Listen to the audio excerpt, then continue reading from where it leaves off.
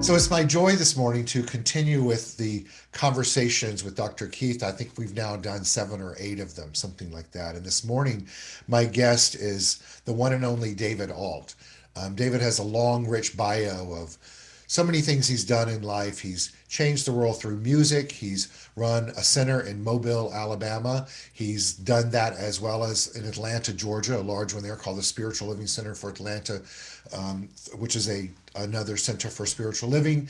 He's a teacher, an author, a writer, a motivational speaker. But one of the things that he's done that touches my heart so deeply, and I know it has touched the hearts of countless people in the world, is he has a program called Kaleidoscope Child Foundation. I'd love to have him just give us a brief synopsis. And I'd like to welcome to the screen my brother, the one and only Reverend Dr. David Ault. Hello. Hello. Hello. It's been a minute, hasn't it?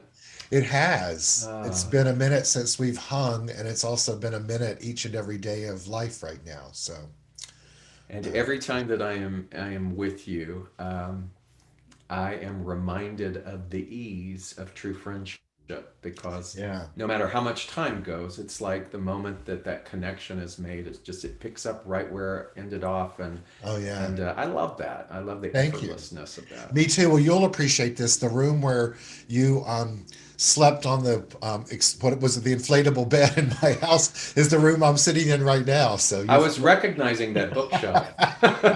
exactly, exactly.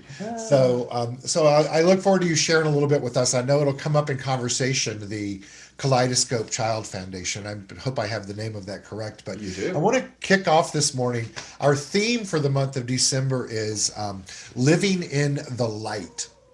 And I want to hear your take on that because I know you've been on quite a journey of late. Mm. Well, I think one of the opportunities with just determining what light means to us individually and collectively is the consideration that it's never absent. And so part of the fun of being in human form and in this curriculum is the illusion that it is. So we're often given the opportunity to strengthen that knowing. I used to say the light is not at the end of the tunnel, the light is wherever you are. Hmm. And if we keep thinking that it is somewhere off in the distance, then we are perpetually postponing the experience of that. So it's it's it's it's built into this crazy journey in human form is remembering that, not acquiring it, not learning it, but unlearning all of the things that have prevented us from knowing that. So true. So true. I love that analogy of it's not at the end of the tunnel. And it's what a fascinating, and you bring that up is so fascinating because in our teaching, when we teach that everything has power and energy, in the sense that words do, statements do, Hmm. things that have been said over the years, the meaning to that individually, the meaning to that in groups, the meaning to that consciousness, to just take a moment and breathe in what freaking power, whether good or bad, that statement has in our consciousness, right? That the light is at Hmm. the end of the tunnel, which obviously means it's external, but Right. it's something that we're ultimately then been chasing, right?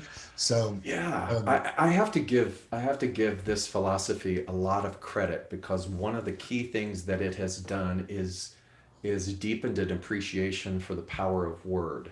yes. And but more than just my human understanding of word or affirmation, but really the energy of word, because it isn't, as I'm sure we can attest to, it isn't even about the word itself, it's the energy of that word. And so what was the what was the origin of word? What does this mystery of word mean, other than in our Western world we're familiar with the scripture that in the beginning was the word and the word was God.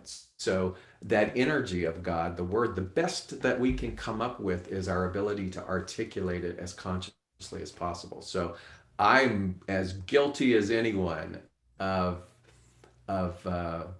of unconsciously using the word, of defaulting to something familiar. And so this teaching has helped me kind of pivot back and pivot back and pivot back and go, hold sacred to language. Oh, absolutely. Yeah. And I Yeah. agree with you. And also, one of the things that's a reminder to me is, and the congregants will probably laugh when I say that, is that how often there's great power in using less in words, right? Using less Yeah. words. Easier said than done, as I just said that. Speaking of words, easier said than done, right? But the thing in that I keep thinking of right now in regards to light is the two planets they're going to line up tomorrow night that haven't, which is called the Christmas star, and I think it's Jupiter, and I don't know the other. But right now in LA, you can go out and see stars in the sky, which is so rare.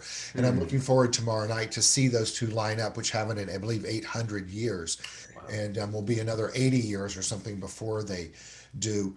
Um, but in being able to look into the external and see the energy of light, which is the same energy of light that took place when the Jesus baby was born, right? Hmm. Um, to realize that the light that is external that I see is made of the same energy field that gives me life so that I can experience and express light is very grounding for me because it helps me move beyond just the theoretical aspect of yes, when I call in the light, it's within me. Yeah, that's holy and that's wonderful and it's beautiful and it's spiritual and om, om, om, namaste, right? So which is all good stuff, and I do it, and I teach us to do it. But to also have this connection of the balance, of the Yeah. infiniteness of it all. So I love that. So I'm going to move us to our next quote. Um, you cannot fight against, this is Eckhart Tolle, you cannot fight against the ego and win, just as you cannot fight against darkness. The light of consciousness is all that is necessary. You are that light. Yeah, what we resist persists. So a fighting, the energy of fighting is an energy of resistance. It's an energy of trying to change the isness of the perfect patterning, which in and of itself is insanity. Right. Uh, I look at the Christmas story as the universal story. It's not the exception of a Christ child. It is an example of illumination, light, this light that is your beautiful theme, this light that comes into awareness regardless of a lot of obstacle.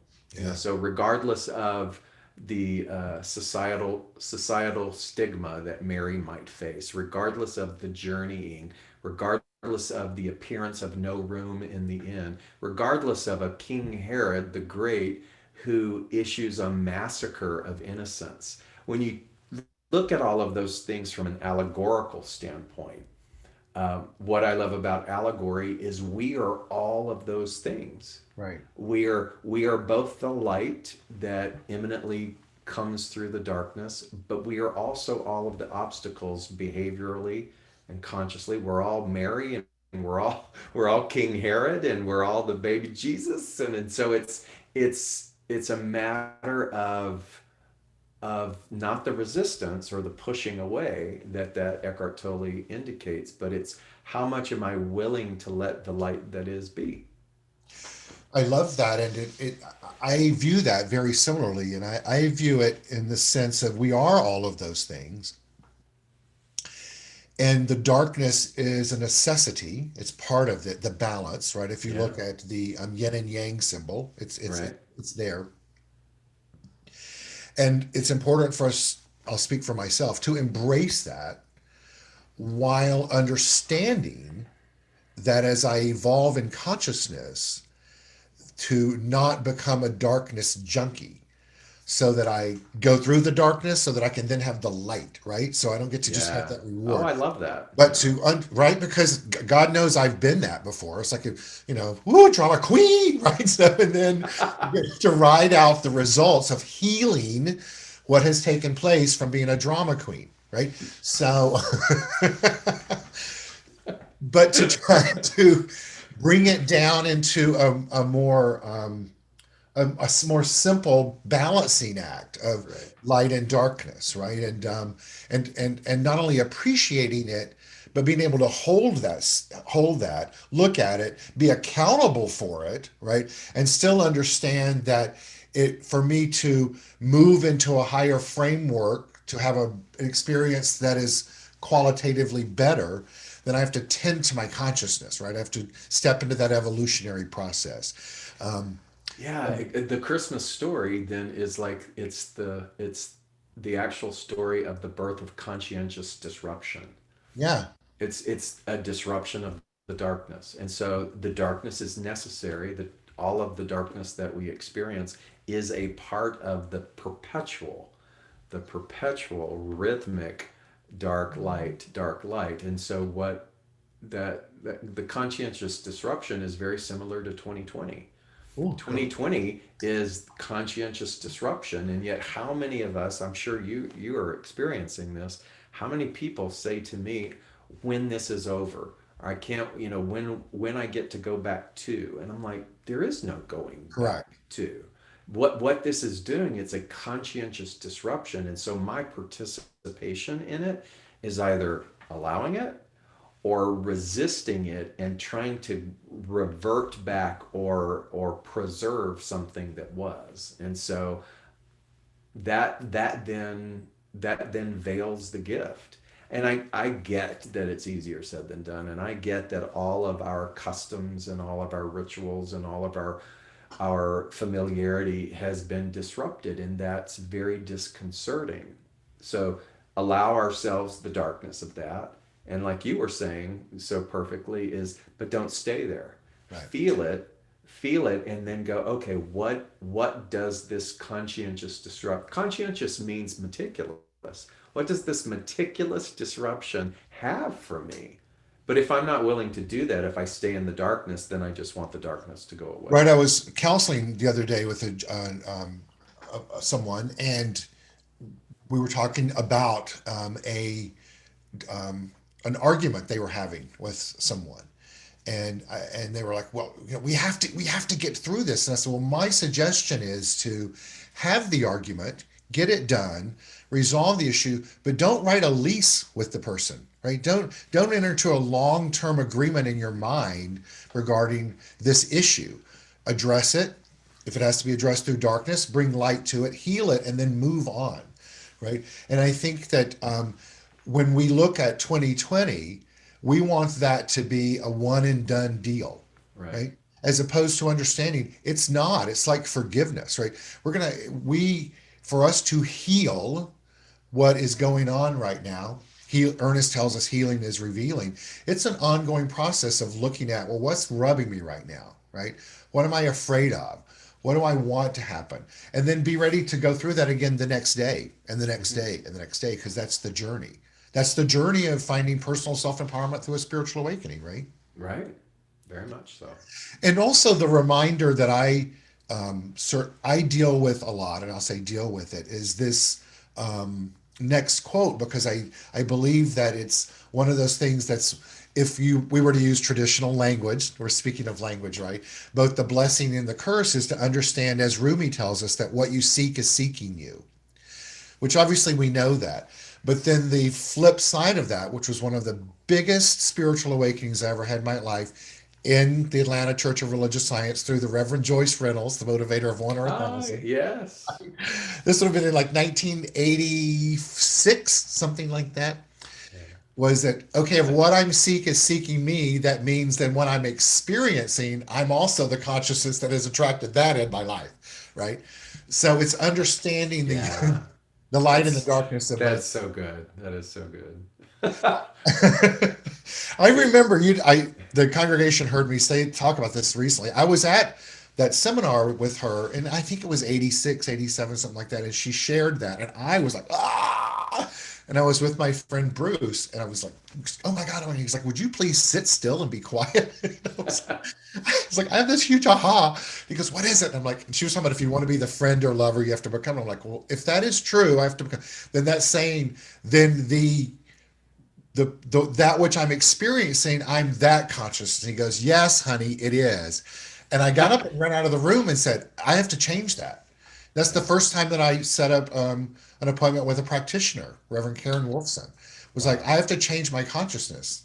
You know, You know, God, that's so great because we're coming up on, and I don't know if your center does this or not, but the white stone ceremony. we don't. So, well, at the beginning of the year, there's a ritual that a lot of New Thought churches do with the white stone. The white stone is taken from the fact that, like in Roman biblical culture, um, if you carried a white stone, it was almost like an identification, like a Uh-huh. driver's license, which meant that you were free. If you were imprisoned, because lots of people were tossed back and forth in that circumstance, then they took the stone away from you. So the only way that you could prove that you were qualified to be liberated or free on the streets of this society was to have that white stone.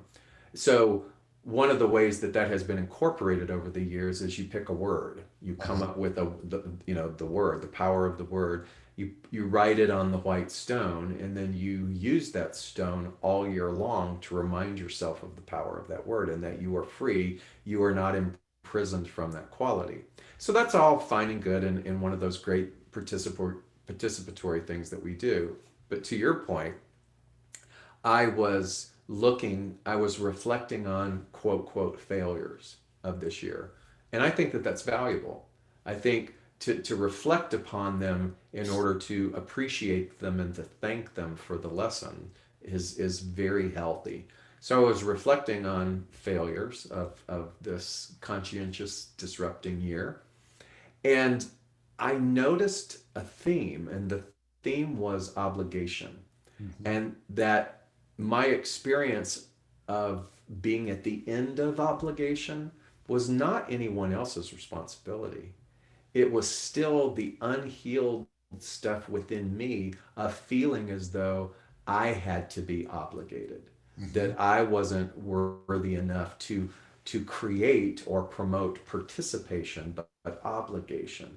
And just, I mean, that's basic science of mind, but again, when you sit still enough, those old things can come up.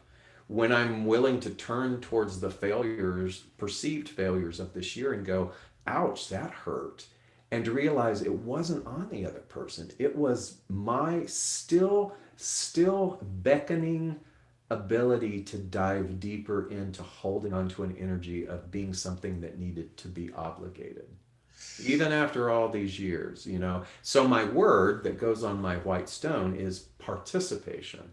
Mhm. And I must participate in my life at the level that I want other people to participate in.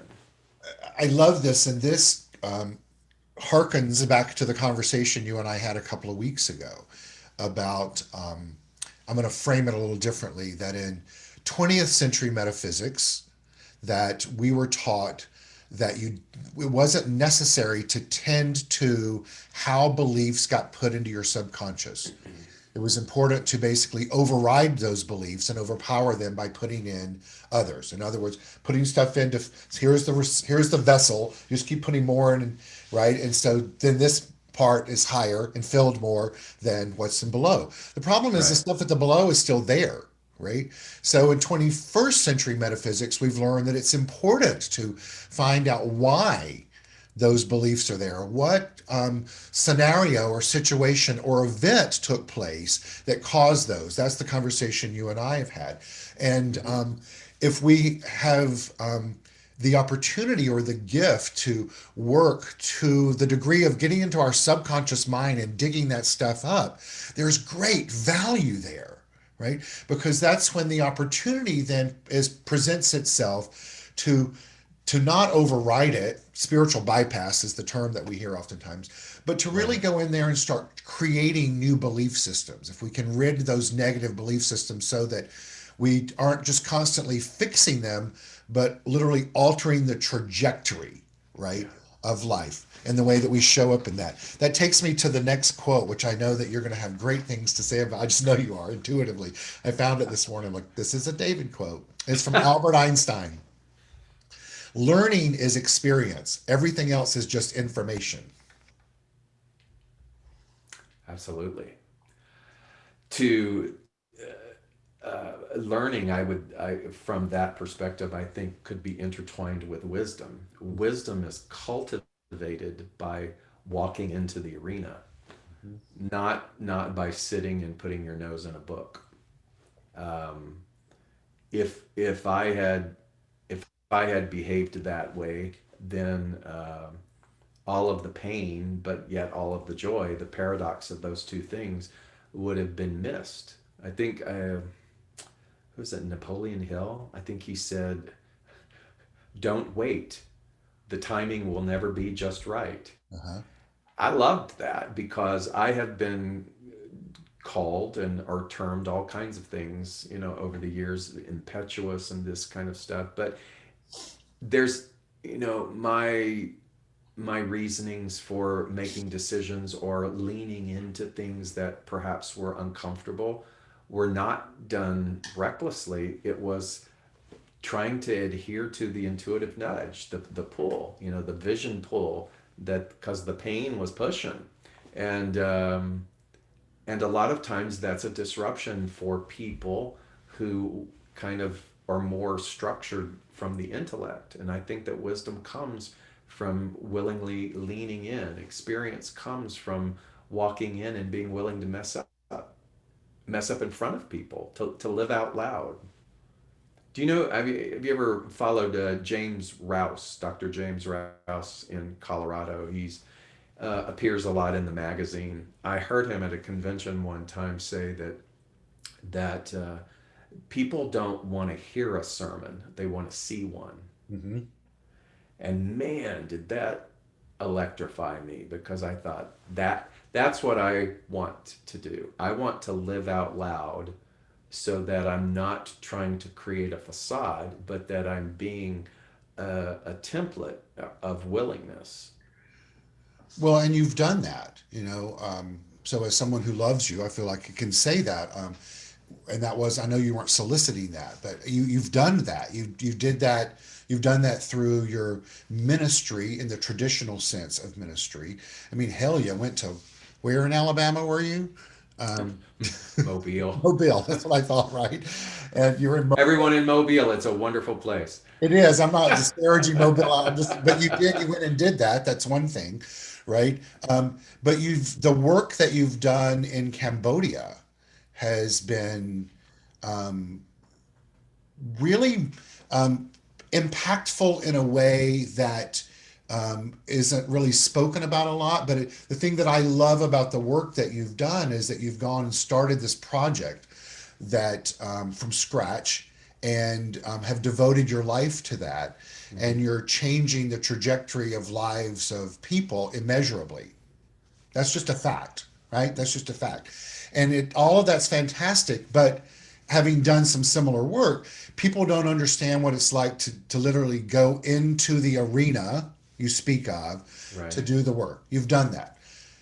But you also did it the same way in dealing with your heart surgery this year, right? Um, so I share that in that those are two examples in your life of how you are living your sermon. And Mm. so I just want to honor you for that. A, Thank you. B, you're welcome. And B, I want you to know that I know that there's a calling for that. Um, and C, I know there's more to come. And D, do you want to speak about any of that? Well, yeah. First of all, I give you credit, because there were several cups of coffee and several cocktails. One in particular, I remember at the Abbey, where you were already involved in the construction of schools in Malawi. And I was still in the infancy stage of my work in Cambodia, and I was running into a lot of roadblocks. And one of the things that you shared, you probably don't remember this, was um, that you said, be wary of the fact that when money flows into territories that have been multi-generationally impoverished, that the likelihood of the people that you are entrusting will be swayed by that. because I was coming from a very painful alliance in the beginning of having trusted someone. And what you did was is you just set me up to become more and more mindful with the way in which I engage in impoverished territories. And so through the years, not only did we develop a couple of campuses in Cambodia, but now we're in India, in the slums of India, and we're creating programs to provide particularly the girls in the slums in these rural areas that have no sustainability with the education. What do you do with that? Working with girls in slave trade in Guatemala. So the work has exploded, and it has ripped my heart apart, my emotional heart apart. It's one of those things that once you see firsthand certain situations, like I'm sure you did in Africa, you can't unsee it. Right. And I I am so grateful for failing and getting back up again, and failing and getting back up again, because it made me a better minister. It made our teaching more relevant, humanely, more emotionally intelligent, in a way that it needed to be more about how do you live it, rather than intellectually Oh, throwing yeah. dogma or philosophy. And so, and there's a way to do it. Everything has paradox, so when Ernest would say, or turn away from the condition, yeah, just like you were saying, don't dwell on the drama, and Right. we must befriend the condition. Yeah. We must be okay with the condition. We must be curious about the condition to go, I wonder why the same thing keeps triggering me. I wonder why the same circumstance, the same fear keeps cyclically coming back around again for me. If I can, instead of burying it like you were talking about, become curious about it and lean into the condition, then yeah, I am not turning to it helplessly. I am turning to it in order to reclaim my power. Right. I love that because I agree with you. And one of the things that I've learned is to be able, and I'm not saying I do this all the time, I've just learned, I know the wisdom of it, is that when I get into the muck and mur of confronting situations, I'm thinking of one in particular right now, where it's it's not fun when I'm in it. I don't like the energy that comes out of me, but if I can step far enough back, which I did recently, and said, okay, what's triggering me here? What is really triggering me here? And then I've learned over the years how to keep asking myself questions till the answer comes up. And it's like, oh, well, duh, that's what it is, right? Oh my God, this person represents my twin sister. That's what this is about, right? Right, That's right, what this right, is all about, right? So like, right. okay, but also be able to now do that and not judge myself. Like, okay, well, now that all makes sense, right? Behaviorally wasn't pretty, didn't show Mm-hmm. your best side, right? But okay, so I'm not going to judge that, forgive myself for that, and look at that. Now I know that when that energy is triggered again, this is where this is coming from. Like that's what this is all about. And the Yeah, truth is, it could all, because it's my twin sister, could probably be traced all the way back to the womb. But for certain, it can be traced back to first shared birthday parties, where cake was involved. We'll just let it go yep. with that, right? Yeah. But where, the question And is, as you're saying, like where else in life does that show up, right? So right. And so the word trigger is funny too, because I had this awareness a couple of years ago, when sitting with Ernest Holmes' definition of the cosmology of what we're a part, and he I'm called sorry to it interrupt you. I thought you were going to say sitting with Ernest Holmes, period. And I was like, oh, well, tell me about that now. sitting with Ernest Holmes' cosmology, about the universe as a perfect patterning, because that's really the hiccup for most people. Yeah, They love the idea of it, but it's a personal affront, because it's like it's being interpreted as diluting their situation, their life, discounting them. And I said, no, not at all. You can't. We are invited to stop trying to give a singular dimensional answer to our multidimensional experience. touche. So when Ernest Holmes says we live in a perfect patterning, he's not talking about this one single plane of existence. He's talking about the quantum, the multidimensionality, right? And so if we can understand that, then words like trigger, I go, what does a trigger mean to me? Well, it's something wounding. It's picking at an old thing. And I said, I wonder what another word could be if I was going to consider the Ernest Holmes perfect patterning. And what came to me was signal. That the things that I'm defining as a trigger, which are, most of the time I want to find some way to medicate away from it.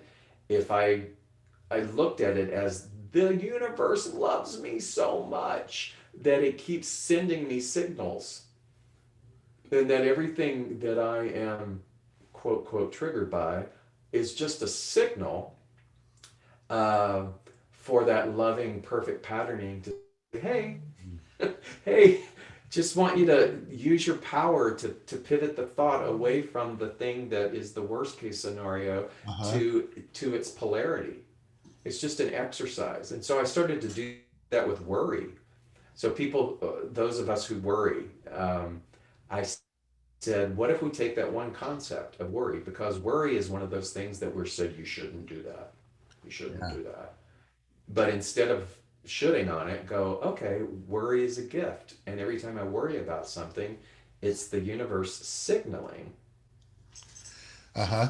that an animal is here. It's the That was a universe signal. signaling Sweetie, to Sweetie us. opened the door. Yes. Uh-huh. Yeah, it's the universe signaling to stop focusing on that direction and now experiment with the time that it did work.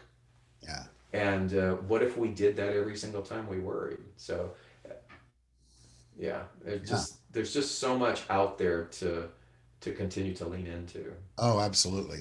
David, we're going to use one last quote because it's time for us to wrap it up because I know you and I could go on for hours doing this. This is And fun. it is fun. It is fun. Thank you. I'd love to keep going for another hour too.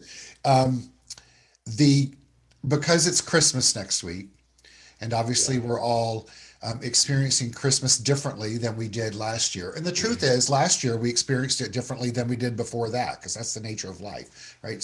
right. So in many ways, the only thing that's new and different is that it's new and different, right? Right. Um, Right. this quote is from Dr. Seuss. Christmas will always be as long as we stand. Christmas will always be as long as we stand heart to heart and hand in hand. Mm. So if Christmas means what? The the the uncovering, the perpetual uncovering of the light, the birth of the light, then that light will always be every single time I'm willing to see the light in every situation, and every time I'm willing to bring the light into every situation. And that doesn't have to be Pollyanna, it doesn't have to be, bumper sticker wisdom. It could be a clarion call for the soul. Fantastic. Yeah. I My take on it is that it's telling us that clarion call of the soul, um, that in this time when we have been given such a great opportunity to be alone, Mm-hmm.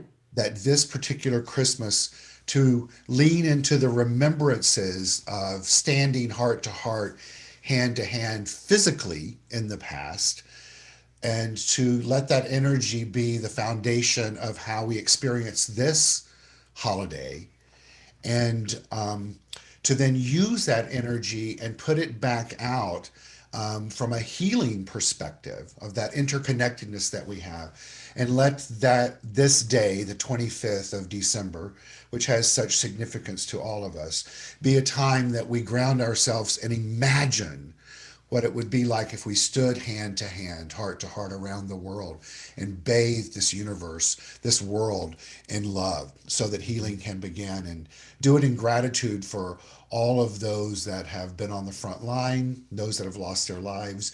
And remember that we don't have to live at the effect of all of this. So, That's gorgeous because um, never underestimate the power of the interior world of Oh, thought, I love and that. the interior devotion of that hand to hand, heart to heart that isn't confined by the physical experience. I mean, one of the things that has really grown for me this year is behind me. It's my puja table, my Uh-huh. altar, and it changes a lot. The pictures have saints and sages that mean a lot to me, but it also has people that have just, you know, chapped my ass, as we say, because part of the work has been to love them as well. It isn't hand in hand, heart to heart to those we like, and to that's easy. But I've used this to really try to bring meaning to that. Yeah. To go, it's not about them. It's about whatever is within me that I still haven't reconciled. And so maybe this year, when we can't be physically with people, we can energize that ceremony, that inward ceremony, and actually bring some integrity to that. Well, and I think that the way to bring that forward so that we can be in um, physical connection to do that is to begin to visualize it in that interior world, to understand that this oneness that Ernest speaks of, that we live Right. as, whether we're conscious of it or not, exists. And if and to tap into that. I love you, my brother. Oh gosh, I love you too. Thank you. It's Thank so you. good to see you. So good to see Yay. you too. So good to see you. I'm so All proud right. of you. So happy that you're healthy and doing your work. And just thank you for the time together. You're welcome. Merry Christmas.